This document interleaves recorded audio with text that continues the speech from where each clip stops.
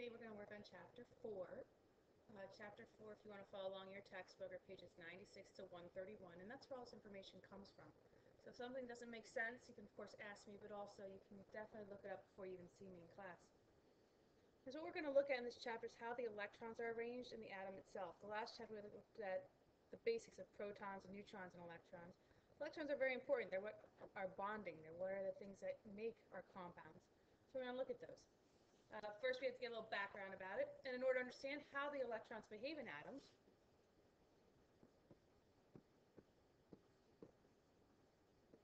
we study how light interacts with matter. Because light is something that we can see. Electrons, atoms, we can't. So a lot of times we're going to look at light to kind of see how these electrons are actually traveling. Light travels in waves, but it also behaves like fast-moving particles. Okay, we're going to look first at electromagnetic radiation, or EM.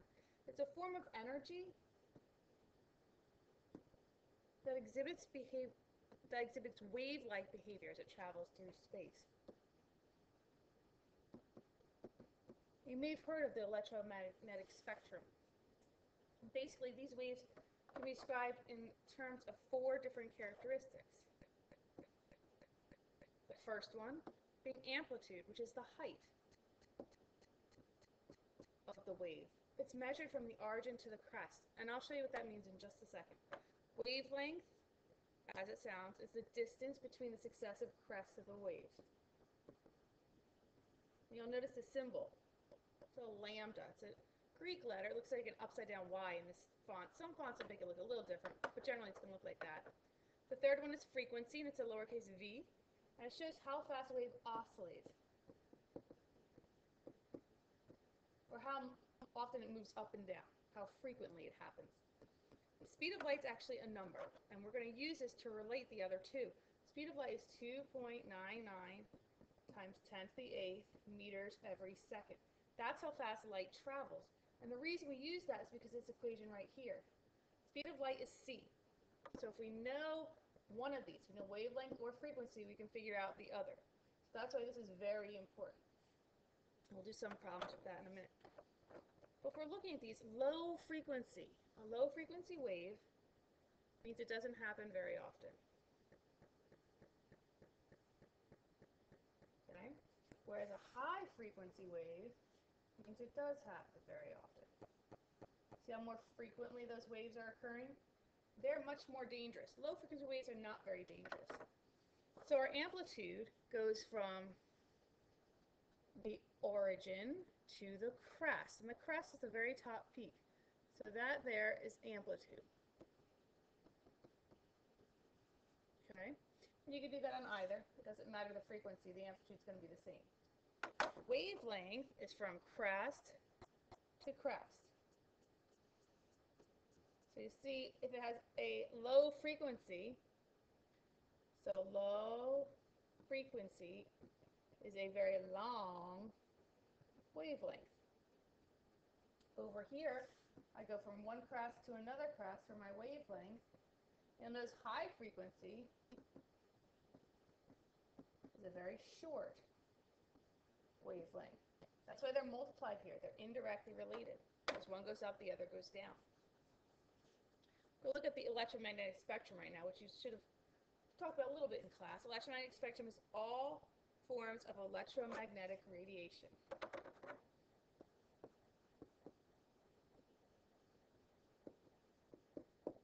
And you may remember this from 8th grade. You may not. And basically it starts with a very, very low frequency. Low frequency down here. Your radio waves, your TV waves, they do give off radiation. You don't be around them too much, but they're not going to be that dangerous to you. Whereas all the way over here we have our high radiation, or I'm sorry, high frequency. So those do give off a lot more radiation than your X-rays or gamma rays. Which is why when you have an X-ray taken, you have to use a lead vest that covers all the important parts. You only get pictures of what they really need. Now in the middle is something called the visible light spectrum. And you may have learned this back in art class or back in 8th grade. This guy named Roy G. Biv. Okay, these are all the colors we can see. Red, orange, yellow, green, blue, blue, indigo, and violet. These make up everything that our eyes can visually see.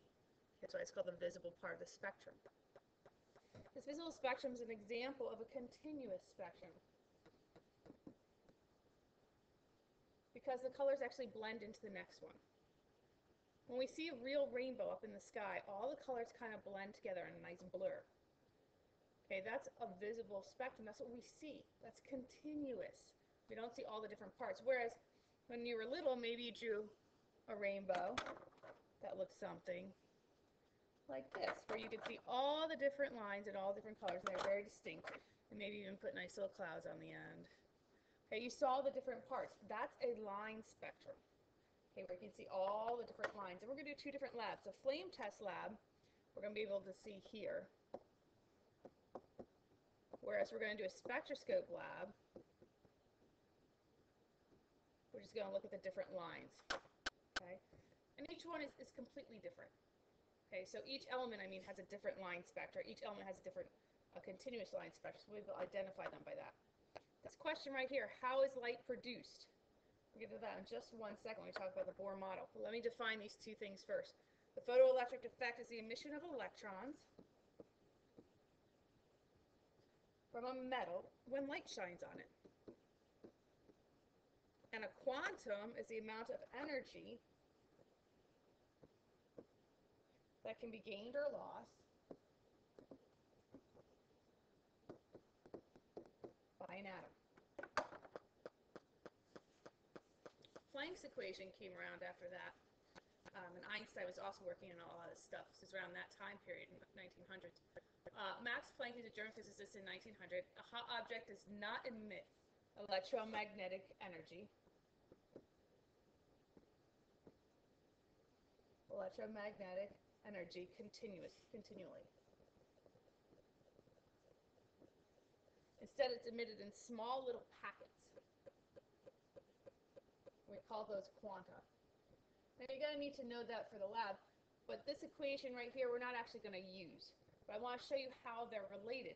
That the energy is equal to the frequency times his constant, Planck's constant. Okay, so he's the one who figured all this out about how the energy can be defined by how fast the wave is moving up and down. In 1905, Einstein expanded this a little by introducing what's called the dual wave particle.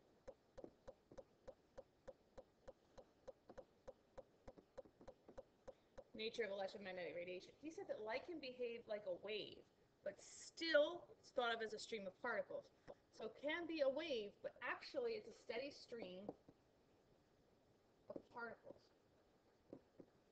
So this is where the idea of the electrons come in and how they're moving. Each particle here does carry a quantum of energy, and it has no mass. It's called a photon.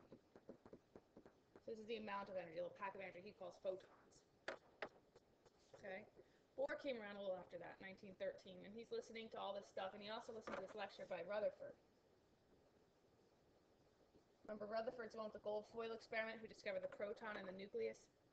And he postulated, or he thought, that in order to get special lines, the energy of the electron must be quantized, or given a number. So he labeled each energy level, starting with N. Well, N is what they call it. So starting at the lowest energy level, the one near the nucleus.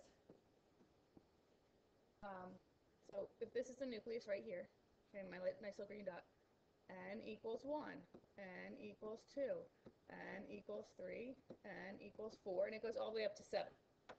Okay? And when electrons absorb energy, it actually jumps to a higher energy level, and they call that the excited state. So this is where the light comes from. So let's say we have an electron right here on N equals 1. Okay? And you excite it. And the way you excite it is you give it energy. Whether you light it on fire, we're going to do a flame test, you put electricity through it, like you do in light bulbs, and we're also in the spectroscopy lab, it actually jumps up at least an energy level. It can go up more than 1. Let's say this one goes up 2. It goes from N equals 1 to N equals 3. So the electron is jumping to another energy level. It's in the excited state. Okay, so when it jumps up, it's in the excited state. But we don't see anything there.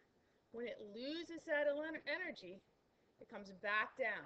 And that's when it gives off light. gives off energy,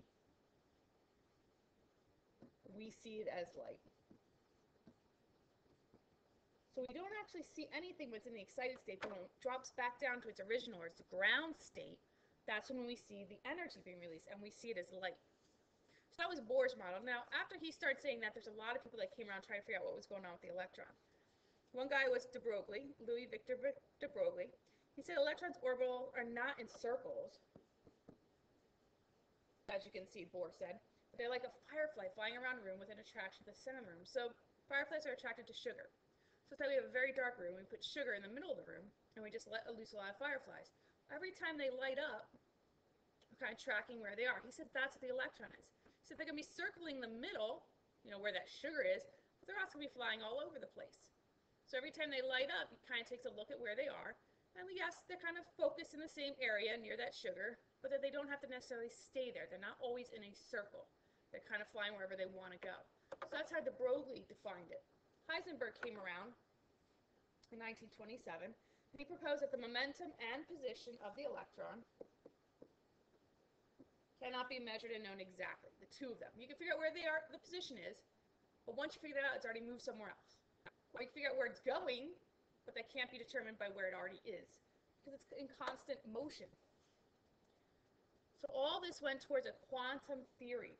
I know that sounds really, really, really crazy, but quantum just means a number, and a theory is an idea. So they're putting math into this. They're giving everything numbers. So it mathematically describes the wave properties of electrons and other small particles. The quantum mechanical model of the atom, one that deals with the numbers, is this. First of all, it looks at the probability. The probability of finding an electron. So if you're looking at an atom, the actual electrons are seen as a blurry cloud. And that's called electron density. So it looks kind of like what Bohr said up here.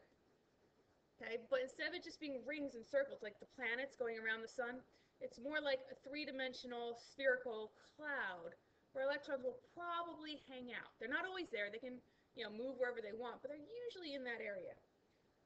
That's where there's high probability. Okay, in that cloud, in those ring areas that Bohr was saying, but more three-dimensional. That's where you have very high electron density. Now, there are spaces between those rings, and that's where it's going to be low electron density.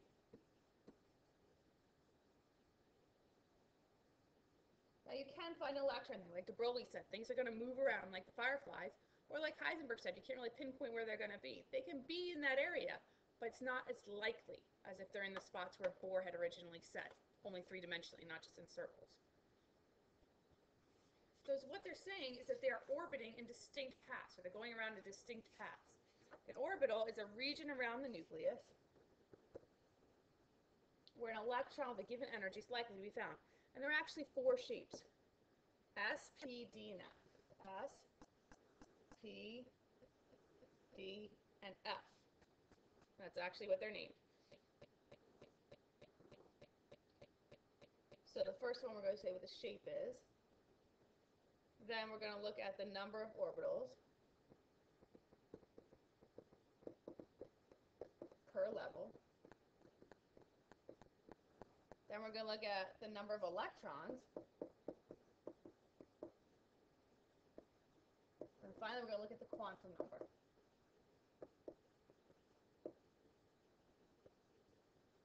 Okay. So first of all, that's really small for the S's, but the S is a sphere. And I know I'm just drawing a circle here, but it's three-dimensional. It's a sphere. And there's only one of these per level. So levels 1 through 7, you only get one sphere. Now for P looks kind of like a figure 8, like a peanut. They call it a dumbbell. Okay? So you could call it any of those. I think your book actually calls it a dumbbell, so we're going to stick with that. And you can get 3 of these, one going on the x-axis, one on the y-axis, one that's known as the z-axis, which is the one that's coming out at you, the three-dimensional one. The d orbitals look like four-leaf clovers. Okay? And they call them 4 lobes. And you can actually get 5 of these on every level, x, y, and z, and then diagonally between them. And when we get to class, I'll show you what I mean. F is way too complex to draw, so I'm just put a little question mark there. And when we can look at the internet, or you can look at it now, you can go to YouTube and you can figure out what exactly they look like, or you can go to any site, and there's all different very, very complex ways that this F actually flows. And the F is just really the inner transition metals, and that's why. They're radioactive, the electrons are going a little more crazy, they're in different paths. And there are 7 of those. See how that goes odd? 1, 3, 5, 7. Now, every one of these shapes can hold 2 electrons. So we have 1 S, so that's 2 electrons. We have 3 P shapes. Each one can hold 2. Oops, sorry. Yes, it's 6 electrons. We have 5 Ds. Each one can hold 2, so that's 10 electrons. And we have 7 Fs. Each one can hold 2, so that's 14 electrons. So each shape can hold 2 electrons. What happens is they spin in opposite directions, because normally they'd want to repel each other. They want to block each other out. But if they can spin, one spins clockwise, one spins counterclockwise, they'll live peacefully together. So that's exactly what happens. Now the quantum number is just a number that they've kind of assigned here. So they just start with 0, 1, 2, 3. So S's are 0, P's are 1, D's are 2, and F's are 3. And that's just something that was assigned to them as they're trying to give everything a number or a value. Here's what I was talking about the electron spin. Okay, they can spin clockwise and counterclockwise. So clockwise, we're going to use an up arrow. Counterclockwise, we're going to use a down arrow. So they can work together. 2 of them can stay together without repelling each other out of there. And that's very important, so we're going to get to that in 1 second. All right, here's the quantum numbers. Now, we said N. N are like the rings that go around board, right? They're the energy levels. And you could have 1 to 7, that's it. 1, 2, 3, 4, 5, 6, 7, that's all. Now the angular momentum quantum numbers, they give that like a lowercase cursive L, so it's going to be in italics if you're typing. That's the shape, and that's what we just did in the table above. Okay, the next one is the magnetic quantum number, which tells the orientation of an orbital around the nucleus. So that means like the X, the Y, or the Z, and that can be negative L to positive L. So if it's P, it can go from negative 1 to positive 1. D goes from negative 2 to positive 2. F goes from negative 3 to positive 3. S, you can only have one shape, it's a sphere. So that's why it's negative 0 to positive 0, which makes no sense, I know. But that's why there aren't any orientations. The spin quantum number is based on the electron spin. And you have 2 options, positive 1/2 or negative 1/2. It's going up or down. I'm going to pause here so that the next lecture will start with these principles and how exactly put all this information into practice.